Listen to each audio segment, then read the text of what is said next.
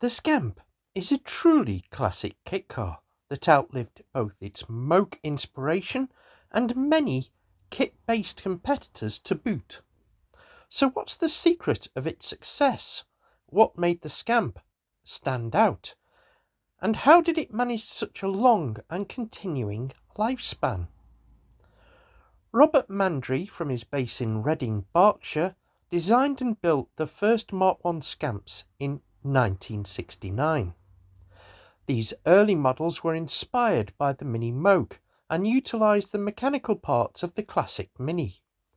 Scamp was conceived as a versatile, all-purpose vehicle that could serve both the commercial and leisure functions, much like the Moke inspiration. Here's a timeline of key developments. The body was constructed using metal box section frame and aluminium panels, paired with the running gear of a classic Mini. This simple but rugged principle meant that it was ideal for farmers and small businessmen for whom the ability to take a few knocks and scrapes was ideal. It also tapped into the leisure market, with the Moke going out of production shortly after the Moke was introduced. The Scamp appealed to those who could no longer buy the BMC original. Before long, the Scamp built up its own steady following, and sales were steady, if not spectacular, through the 1970s. In 1978, the Mark II version was launched, featuring a squarer body design and more robust chassis, no longer relying on the Mini's rear subframe. This was ideally placed in a market that was about to explode. With the first kit car magazines from pioneer Peter Philby promoting the industry and mainstream manufacturers becoming ever more conservative, kit car companies were to enter a boom period going into the 1980s. Having an established name, good reputation and enthusiastic customer base stood the company in good stead, and the Mark II found a lot of eager customers. The customizable nature of Scamps meant that nearly every car is different, with owners having a wide range of options for engines, chassis configurations including 4 or 6 wheels, long or short wheelbases, body styles, van, estate and pickup and other modifications were available. By now, nostalgia for the long out-of-production Moke was being fueled by repeats of 60s action series like The Prisoner. Several rivals joined the fray as the kit market expanded, but the Scamp had longevity. It was a well-proven product and was seen as the established benchmark that others would be judged against. By 1983, the number of kit car shows in the UK was growing. Owners' clubs, including the enthusiastic Scamp Owners Club, would put on impressive displays. Potential customers would see the cars on trade stands and then see the customer-built examples in the clubs outside. The clubs added to support and sales grew again.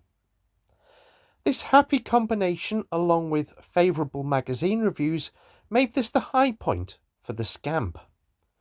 In 1987, Scamp manufacturing and ownership were taken over by Andrew McLean, a Scamp enthusiast.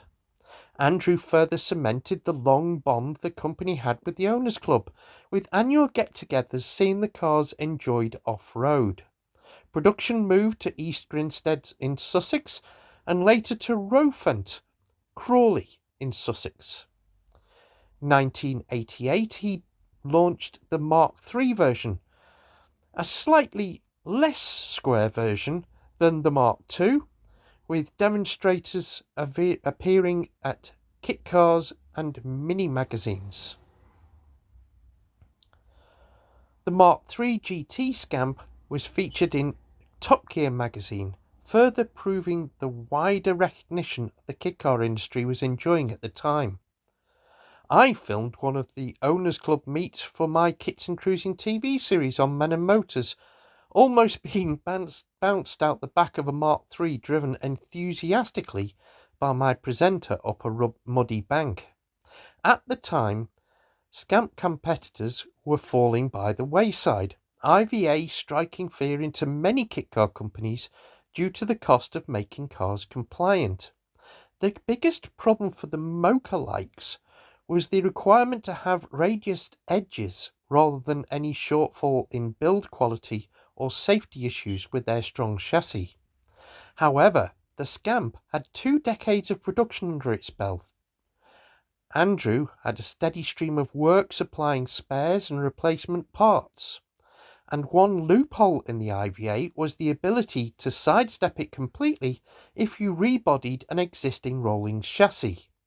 Small Japanese off-roaders like the Suzuki SJ and Daihatsu F50 and F55 had rusting steel bodies on top of sturdy ladder chassis, but were very popular with farmers.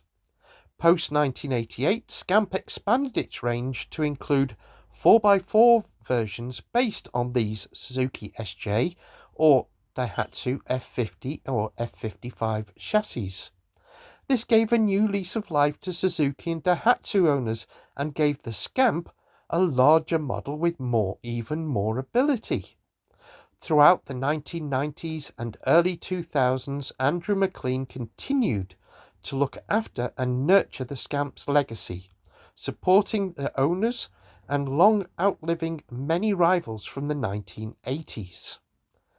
In 2011, the Scamp Motor Company acquired the manufacturing rights for the Rough Terrain Vehicle, or RTV, another mini-based vehicle originally designed by Robert Mandry. First shown in 1983 after a very detailed development period, it is a very clever design. Turning the drivetrain through 90 degrees and a driveshaft passing through the special hinge in the middle of the vehicle that allows the front and rear to twist in opposite directions with live axles at both ends fed by the mid-mounted mini engine and gearbox. In November 2024, after 37 years in charge, Andrew McLean sold the Scamp Company to a new ownership group comprising of Matt Parker and Robin Waite. They are committed to continue the Scamp legacy and plan to launch a Mark IV 4J model based on the Suzuki Jimny chassis in 2025. They also have plans for a Mark V in the future, thus ensuring the future of this classic British marque. Throughout its history, Scamp kit cars have been known for their robust construction, using an ERW steel multi-tubular steel space frame design and high-quality aluminium panels. They are designed for longevity and versatility, suitable for both everyday use and off-road applications. They are popular with farmers, with enthusiasts, both mini enthusiasts and kit car enthusiasts alike. And long may the Scamp continue in production. It is definitely a classic kit car by any definition.